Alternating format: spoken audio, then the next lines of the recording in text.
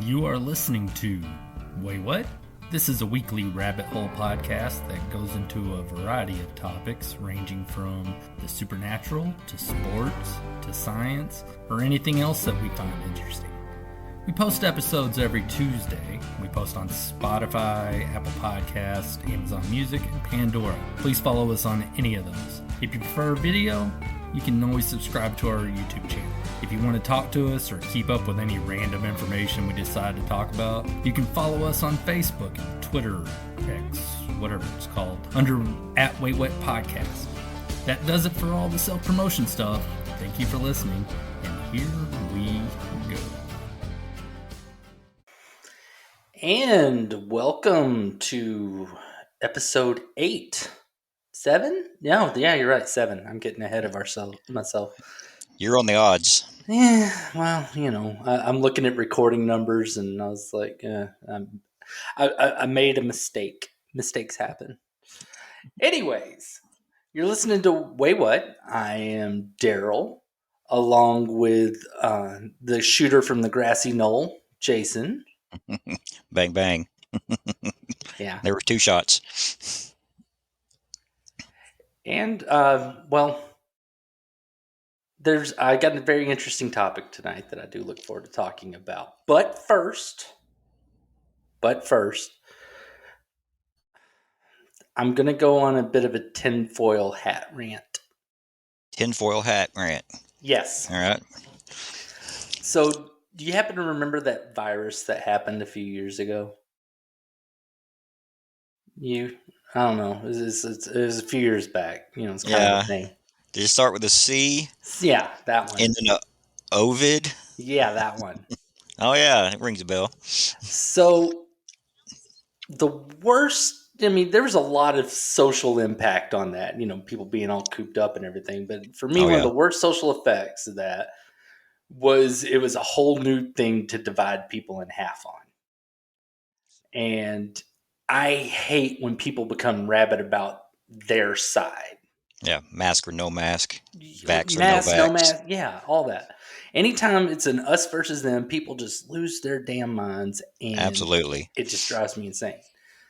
Now, the reason I'm bringing this one up in particular was whenever it did come to the vaccine, and there were some people that were hell yeah, and then there were some people who were like, no, I don't trust it, and the people that were like, hell yeah, yay, vaccine, started referring to the people that were like, no, I'm not taking that thing, as basically conspiracy kooks, acting like they're just nuts.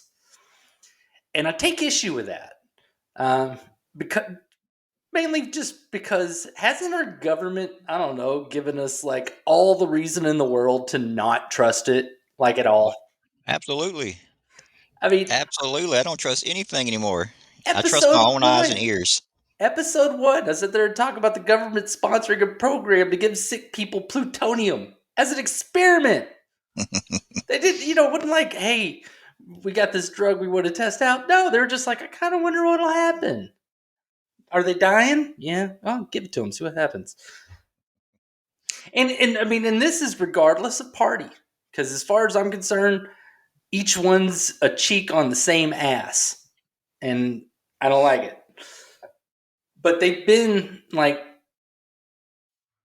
they've gotten busted being shady so many times that anytime someone doesn't trust something that comes from them, I get it. These are the people that brought us the Tuskegee experiment, Japanese internment camps, WMDs, MK Ultra, and God knows how much other stuff we don't even know about. Like my wife was telling me about a very Tuskegee-like experiment that the CIA sponsored in South America, that it like came out, and now there's like all sorts of stuff because she learned about it with all her FDA stuff. So, long and short of it, regardless of argument, whether it is war, a hurried vaccine, or pretty much anything, don't act like people are crazy for not trusting the government. That's it. That's my rant today. That's my. Well, it goes back to the old or the older generations of people who call the people that didn't trust the government the crazies.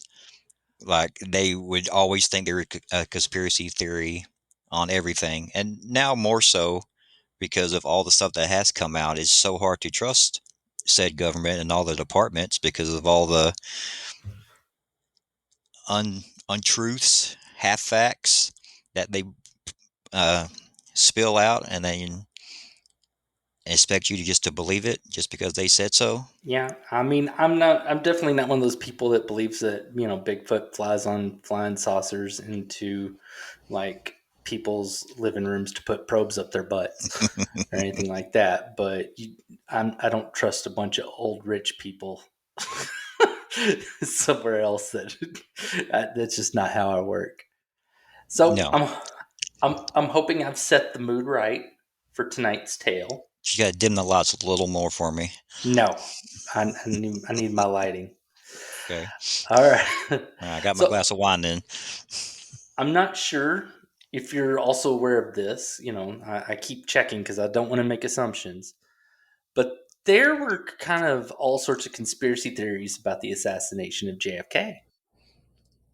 Okay, Yeah, I mean, it wasn't quite as cut and dry as the Lincoln assassination. But turns out there's some odd stories out there that say that the assassination of Lincoln might also not be so cut and dry. Dun dun dun dun dun. all right. All right. So we're going to start off with Lincoln's assassination. April 14th, 1865. We're almost at the wow. It's almost April. Anyway, get off that. Uh, Abraham Lincoln was watching the play Our American Cousin at Ford's Theater Mhm. at 10:14 p.m. A 26-year-old actor by the name of John Wilkes Booth shot Abraham Lincoln in the back of his head with a 41 caliber Derringer. He had a short little tussle with a Union Army major that was in the balcony with the Lincolns. Booth stabs the major and then jumps off the balcony onto the stage where he raises his knife in the air and shouts, Sic Semper Tyrannis. And then he flees off the stage with a limp after injuring his leg with that very dramatic leap. Did he So, land like a superhero? not so much. I mean, he jacked his leg up. So that's all the stuff we were taught in school. From there, they usually just straight up fast forward to Booth being cornered in a barn in Virginia and it's set on fire. A Union soldier shoots him. Ding dong, John Wilkes Booth is dead. Boom, right? I mean, nobody. It's not like the whole Lee Harvey Oswald. Nobody got to watch him make that ooh face, whenever he got shot. Yeah. So we're going to slow down the John Wilkes Booth run just a smidge. Because I mean, a lot of this I didn't know, and that makes me feel stupid being a guy that got a degree in history. So Booth was on the run for 12 days. Wow. Yeah. I won't call it well planned, but there was a plan in place involving a handful of people. They were originally planning on kidnapping Lincoln and some other political figures, but then Robert E. Lee surrendered at Appomattox, and that made them bump it up to killing him and killing Lincoln instead. They're like, well, we don't have to hold them hostage to say surrender. Now we just kill them because we don't like them. So there were Lincoln was not the only target. Grant was a target. I believe there was a treasurer that was also a target. Booth was the only one that succeeded in his mission. Were there attempted assassinations of the other two people? Well, Grant didn't show up to the play. I think he begged off of it, and I think there was a tussle around that treasure. I don't remember exactly. So there was Oh wait, three. yeah, never mind. Oh, sorry, I do have it. I didn't read ahead. Sorry, go So, ahead. one of them did stab his target. the treasurer guy got stabbed. Okay, so there's 3 different assassinate or And there was another one, and he changed his mind and decided to go get drunk instead. huh? Yeah, so making me have to get ahead of myself, I'm sir. sorry. I'm It's very okay. inquisitive today. Well, then you be inquisitive. That's fine.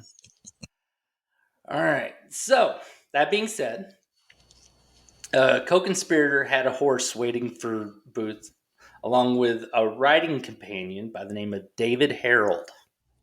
So he wasn't on 2 first his names. lonesome. Yeah. Well, he spelled Harold weird, like a single mom would.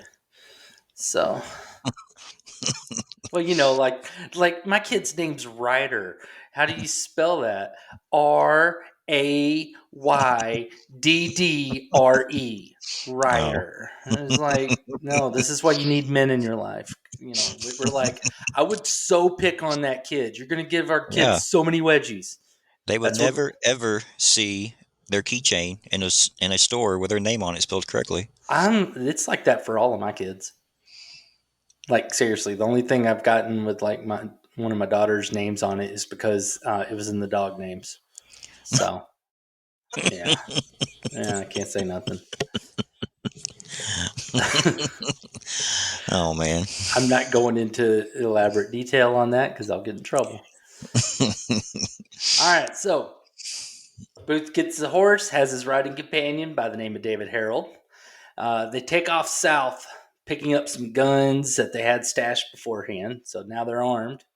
They hit up a guy by the name of Dr. Mudd and Huh? get Booth's legs sorted out. Get a splint on there.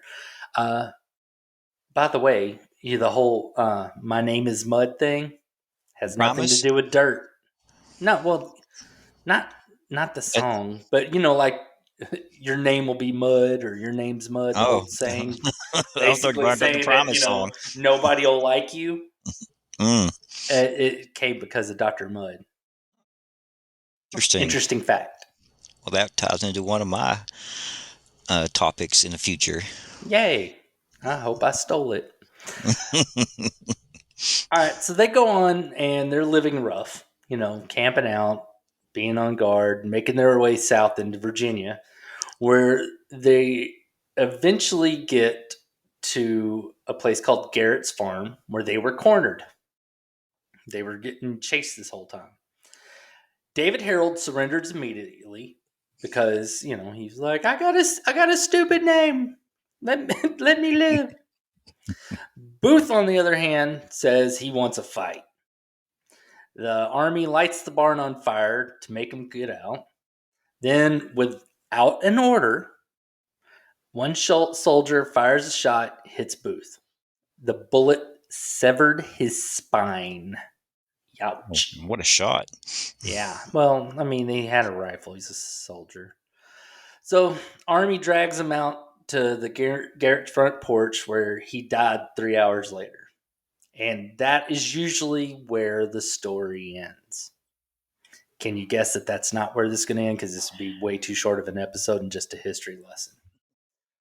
Yes, I'm All guessing right. this is not where the story ends. So we're going to go into this alternate story. 1878 in Granbury, Texas. So Okay. not too far from Local us. ties here. Yeah. A man by the name of John St. Helen had taken ill. He's sick. And it didn't look like he had a whole lot of time left. St. Helen had been living in Granbury since 1873, so 5 years, working as a liquor and tobacco merchant. So, good guy. A vape shop before there were vape shops. Yeah. St. Helen was known to be quite theatrical and would recite Shakespeare from memory. Yeah. While he was in Granbury, he befriended a lawyer by the name of Finis L. Bates. Why aren't there more Finisses? We need more Finisses. All Never heard right. the name in my life. So St. Helen's sick, and they're saying he didn't have much time left. So he summons lawyer, Finis L. Bates, to his bed as, he neared death.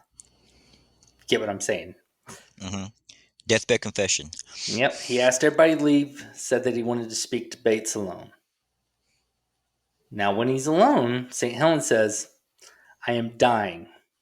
My name is John Wilkes Booth, and I am the assassin of President Lincoln. Get the picture of myself from under the pillow. I leave it with you for my future identification. Notify my brother Edwin Booth of New York City. Oh, Yeah, it's a hell of a thing to do on your way out. On your way out. yeah, because when you're at your deathbed, that's one of the confessions that people take as not lying. That is true. So, St. Helen then goes on to tell Bates' story.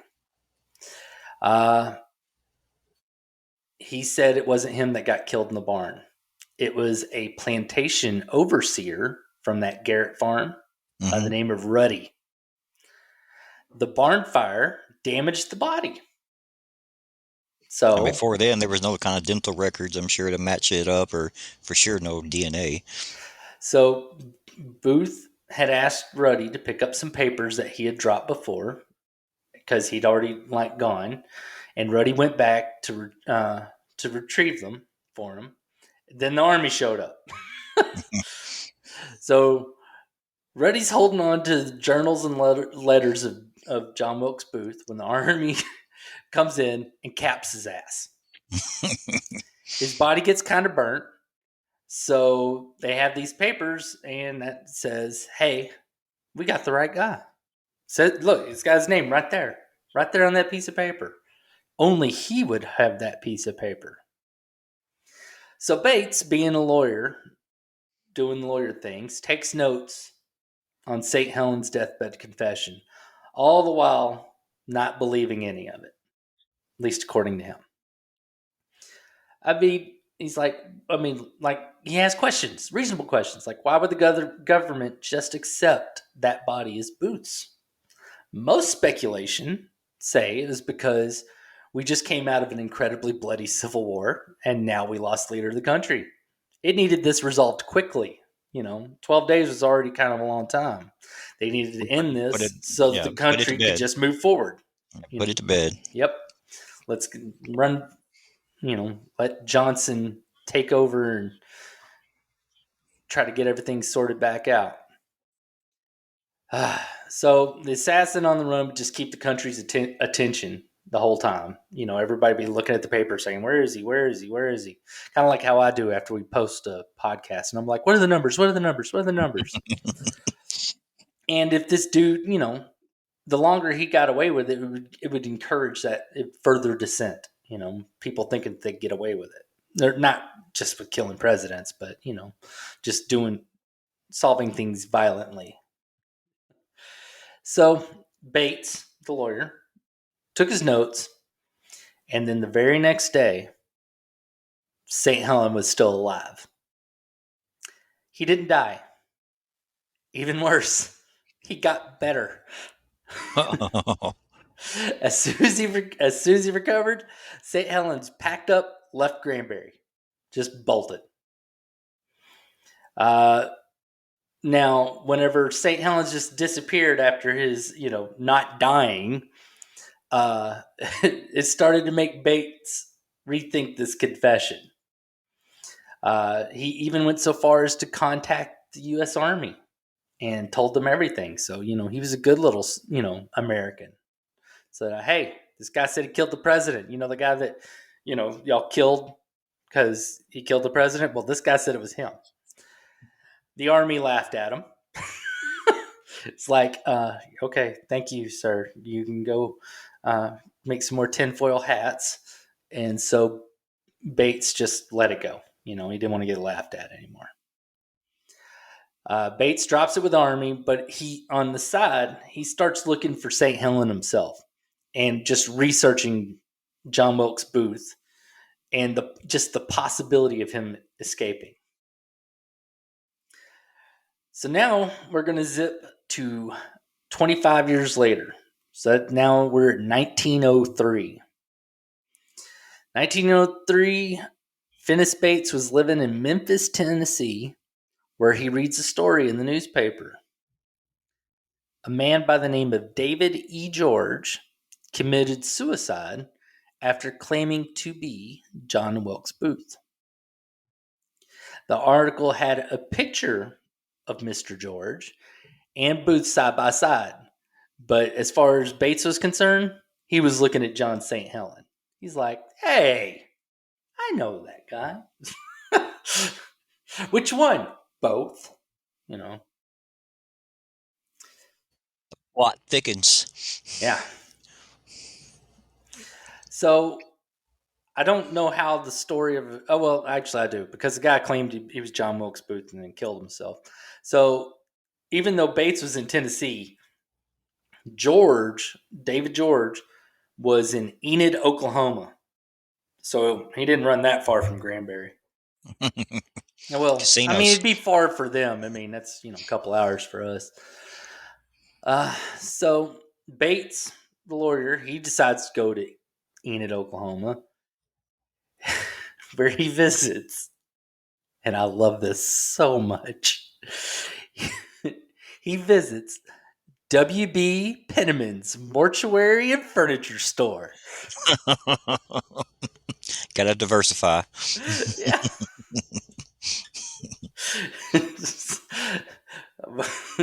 Would you like to lay in this? That's not a bed, sir. Oh, still early, I guess. Okay. This looks great in my living room. Sir, that is not a cabinet. Can I buy one of those little kid coffins? I need a place to store my sheets. I need a side table. All right, so Bates attempts to claim the body of as St. Helen's lawyer. He's like, "Hey, I'm his attorney. He's got nobody. I get dibs." And Penniman, the brilliant businessman he was reluctant to give it up because this amazingly preserved corpse was now becoming a tourist attraction. So I guess it should be mortuary, furniture store, and oddities at this point. Any way to make money. He's going to have to keep adding to his sign. It starts off like, 3 feet long, and then he's like, "Nope, I'm diversifying. Let's make it 4 feet. I'm Just going to keeps start adding to serving it. ice cream."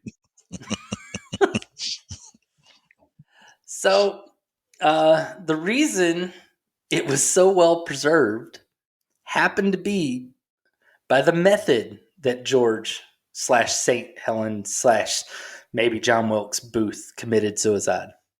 Did he drink embalming fluid or formaldehyde?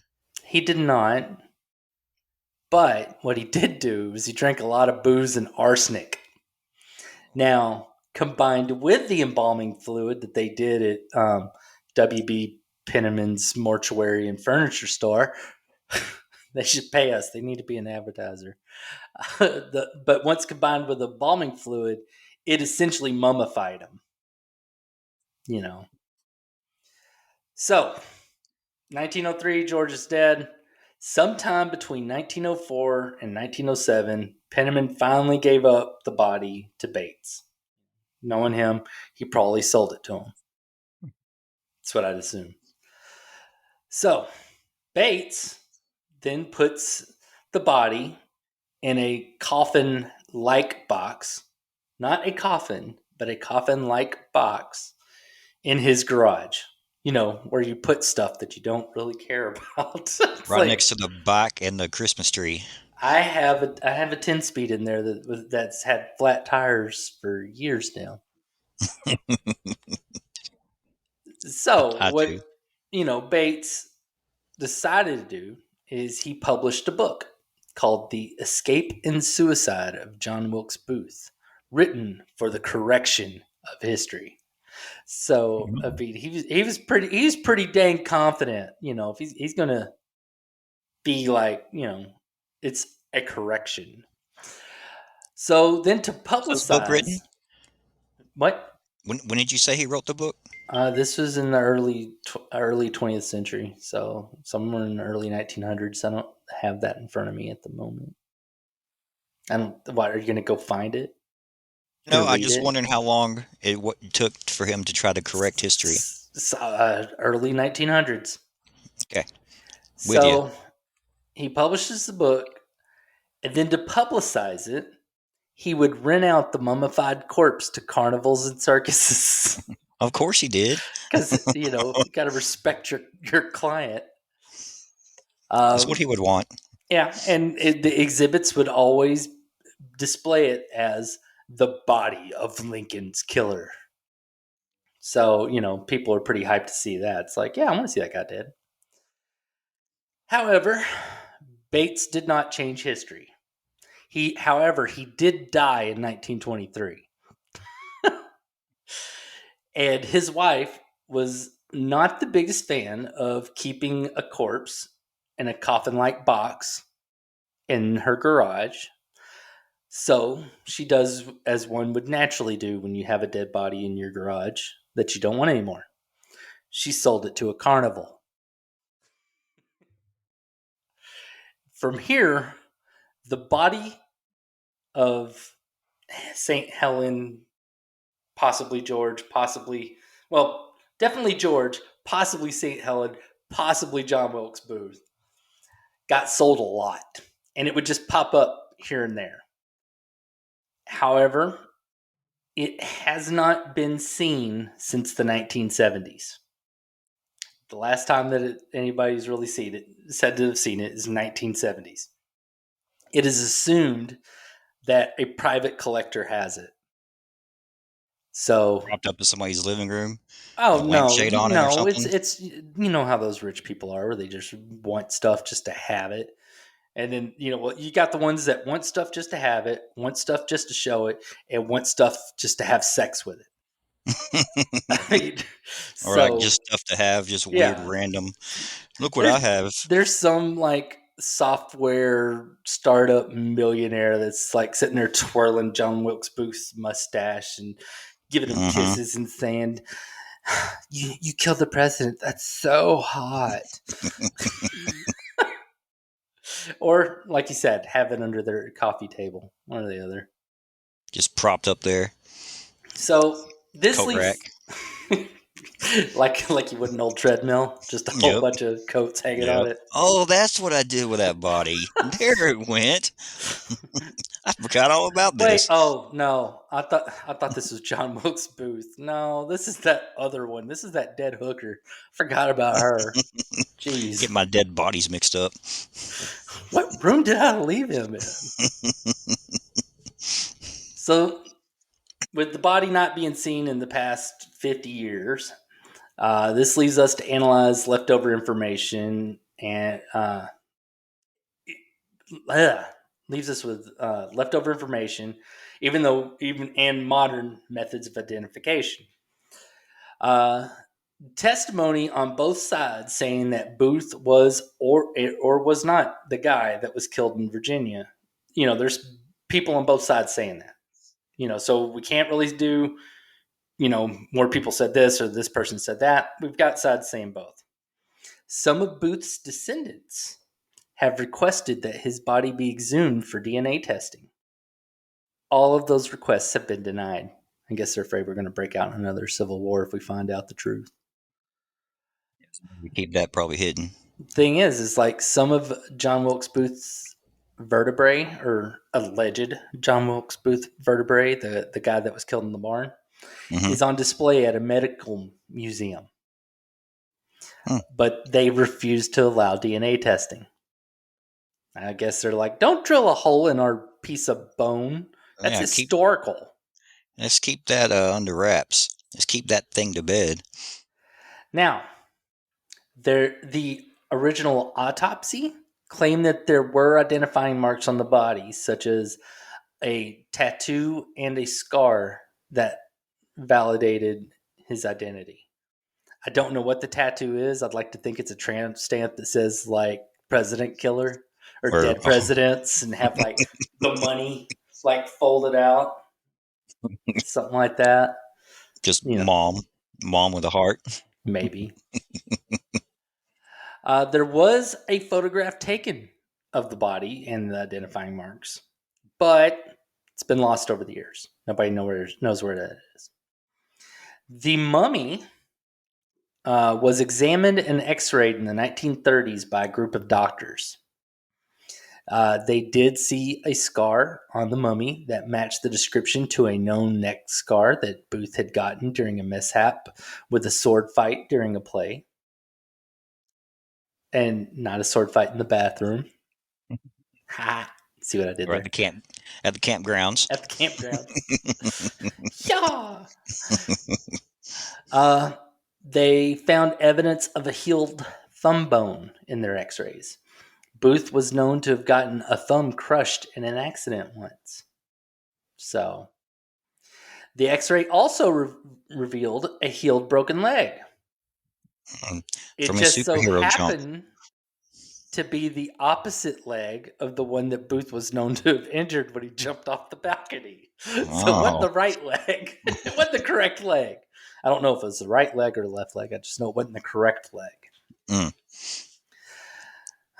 So, for the most part, this is not a well-known theory, and I'll be honest, I'm not really buying it. I don't.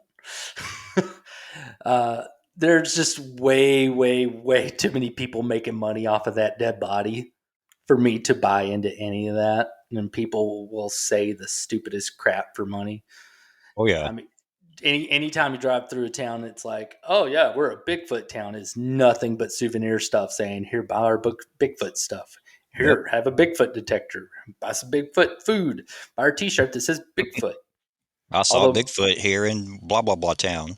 yeah, my favorite one so far, Bigfoot shirt, was in Colorado, where it's just him walking. He's like, dude, I'm right here. Now, like I said, I'm not really buying it. But that being said, modern technology can just nip this in the bud. Yep. And since no one is allowing the remains of the recognized corpse of John Wilkes Booth, then the only hope is for somebody to find that mummy.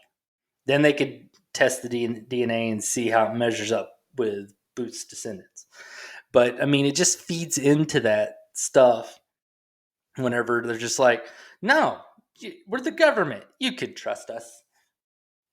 Not It was. likely. It's like, no, see, why do you got to be shady? Just sit there and like, just get a little bit of DNA. I mean, it's degrading constantly, but whatever. But see what, and then on top of that, it'd be a really great study. Imagine that, like, the DNA researchers that sit there and try to do a DNA test on a body that's been dead for, gosh, 160? No, yeah, 160 years. Dear Lord. 3,000. 3,000 years. But I mean, it would be cool. They would love that. DNA nerds are crazy, and which I will be discussing in a future episode myself. So, there. So that does it for the fake Booth conspiracy story. It's a fun story. Yeah. Lots of Hits twists and turns. hits a little close for home for us because I mean, Granbury's just right there, and I mean, I kind of want it to be real because then we could have like two presidential assassins that called Texas home for a time. I mean, and Always not that number it's one is anything to something. be too proud of, but I mean, it'd be pretty cool. It'd be Yeah. pretty cool. We got Waterburger and president assassinations. And Bucky's. And Don't you dare Bucky's. forget Bucky's. And Bucky's.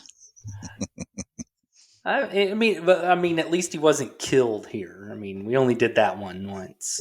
Yeah. Have you driven by there lately? There's still crowds that go there all the time to see that I've area. lived here my entire life. I've never been to the Sixth Floor Museum. What? Not I've even as a field trip? No, and I've never done any of the touristy stuff there.